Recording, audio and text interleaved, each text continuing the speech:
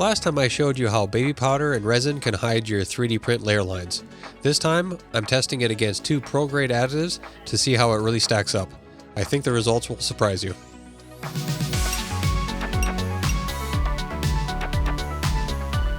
If you watched my original video, you'll recognize this little dome that I used to show how adding baby powder to UV resin could hide layer lines on your prints. This time, I'm comparing 2 products that are meant to actually add to resin. Fumed Silica, which thickens the resin, and glass MicroSpheres, which add volume without adding weight. So let's see how they compare to baby powder.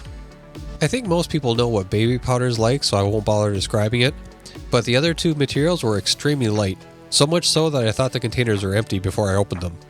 The Fumed Silica looks a lot like fake snow, and the MicroSpheres looks like a very fine sugar. The resin I'm using is nothing special, just some transparent green resin I had left over from another project. I have no idea if it being transparent helps or hurts the process. If you know, let me know in the comments. Like most prints, the layer lines are small when the surface is vertical and become bigger as the surface becomes more horizontal, so the dome gives a good range of layer lines to test the products. Before we start, a quick note about protective equipment. I usually don't talk too much about this, but people get pretty intense in the comments when I'm dealing with resin. So I'll just say this. Both powders are extremely fine, and the labels recommend wearing masks when working with them. Once you mix it into the resin, it's probably less of an issue, but just use some common sense if you're trying this yourself. Last time I used these foam brushes, but I found them a little hard to control, so this time I'm using these bristle brushes, but they're a bit small, so I need to make some modifications first.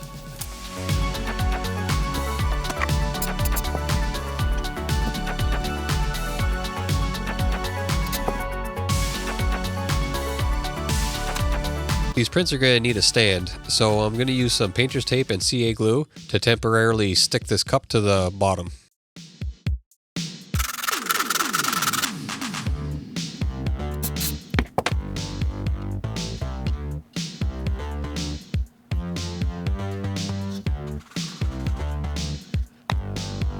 With everything ready, it's time to start mixing. I'm not using exact measurements, I just add powder until the resin reaches the right thickness. Last time I said it was like milk, which apparently offended a surprising amount of people, so let's say more like thick cream or maple syrup. The MicroSpheres have an interesting look. It's creating a white foam on the top, and with the green resin it kind of reminds me of a McDonald's Shamrock Shake. The Fumed Silica at first dissolved like cotton candy in the resin, but then became very clumpy and took a lot of work to mix in. It didn't really change the color of the resin much, but it made it very gelatinous. Time to glove up and start the process. The goal is just to fill in the gaps of the layer lines and not create a whole new surface, so I'm trying to brush on a thin, even coat. The thicker you go, the more sanding you're going to have to do. The baby powder does this really well. Thick enough to stay put, but still self-leveling. And these small brushes make it much easier to work around the little hexagons without filling in the gaps. With the application done, it's into the curing chamber to spin for about a minute.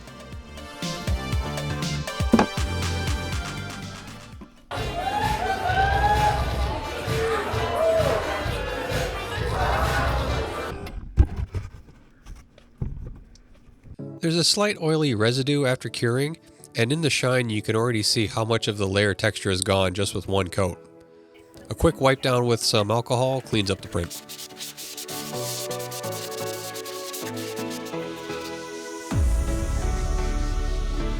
The MicroSpheres went on smooth, but that foamy texture worried me a bit. It kind of felt like I was painting with a latte foam. I wasn't sure if the bubbles would cure in a bump, so I tried to smooth it out as much as possible. Now it's ready for its turn in the cure chamber.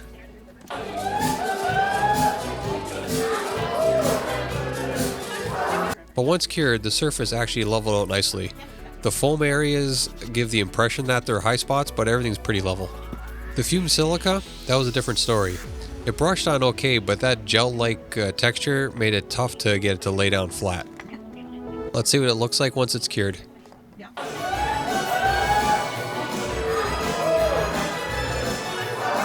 And after curing, the high spots were still pretty noticeable, creating ridges in the finish. Now everybody's favorite part, sanding. And I'll be starting with 120 grit paper.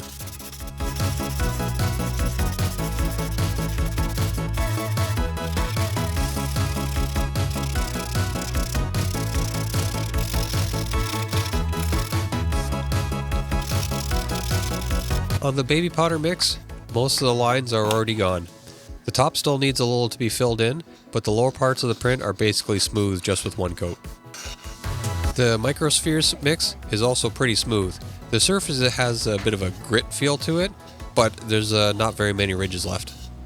The Fumed Silica is pretty rough. Even with more effort sanding than the others, there are still plenty of high and low spots, and some of the layer lines are still peeking through. Everything gets another coat and another round of sanding. On the MicroSpheres and Fumed Silica, I'm going to try filling in some of the hexagons to see how well it does for gap filling. Same story second time around. The baby powder is extremely smooth, the MicroSpheres are mostly smooth, and the silica, well, it's still lumpy. The MicroSpheres filled in the hexagon almost completely, where the Fumed Silica still has a low spot. Next up is sanding with 220 grit paper to prep for primer.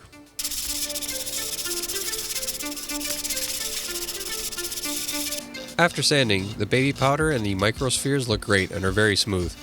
The silica has a smooth surface, but there's still a lot of waves and high and low spots in the finish. Time for filler primer. This helps fill in tiny scratches and imperfections in the finish. If you've seen the original video, you'll recognize my little drill mixer I made. A link to the plans will be in the description if you want to print or laser cut one for yourself.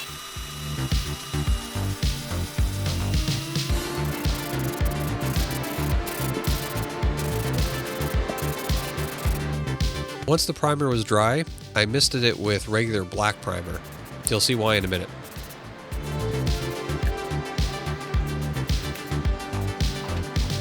Now some wet sanding with 400 grit sandpaper. This will smooth out the primer and remove any surface imperfections. After sanding, anywhere that's still black means it's a low spot and didn't get touched in the process.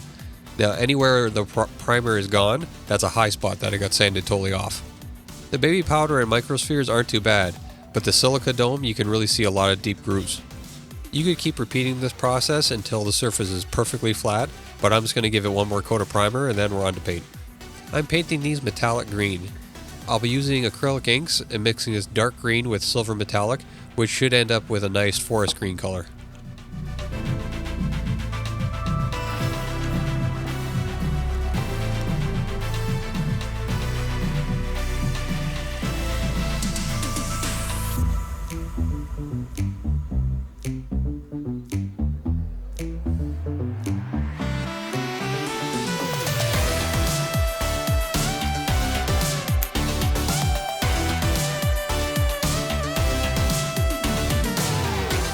Each print will get multiple coats of paint.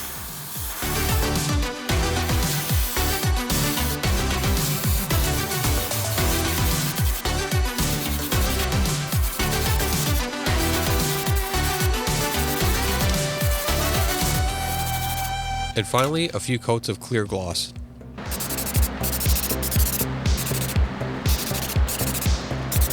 I got a little carried away with the clear coat and ended up getting some runs in the finish.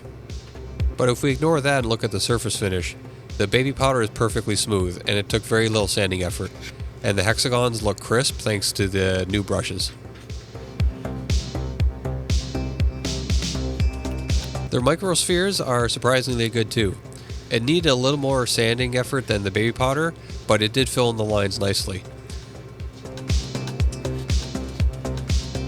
The Fumed Silica dome is still pretty rough. Some spots are smooth, other spots have big ridges, and there's even still some exposed layer lines. With the amount of sanding needed, it would have been easier just to sand the PLA. Normally this is where the video would end, but because overkill is underrated, let's see how shiny we can get the finish. I'll sand the clear coat first with 1500 and then 2500 grit paper, and then buff it back to a shine. The Rust-Oleum clear coat isn't as thick as other finishes, so I'll have to sand this lightly so I don't go right through to the paint.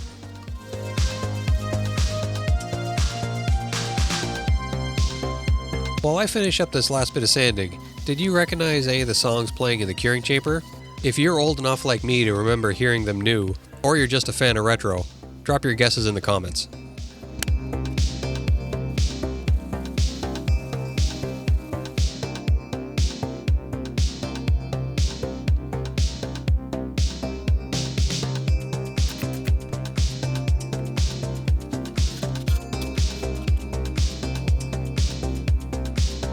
With everything polished, you can really see how much the process transforms the surface. The reflections are razor sharp and the details really pop. And for comparison, here's the MicroSphere dome so you can see the difference side by side. If you like projects like this, I've been thinking about putting together a digital guide for makers. It would walk through the mindset and framework I use to tackle these builds, how to break down the problem, brainstorm options, and figure out the process step by step. I'm still kicking around some of the ideas, but if you want updates or early access, there'll be a link below to join the waitlist. And if you want to support the channel and get occasional behind the scenes stuff or chat about projects, check out my Patreon. Thanks for watching.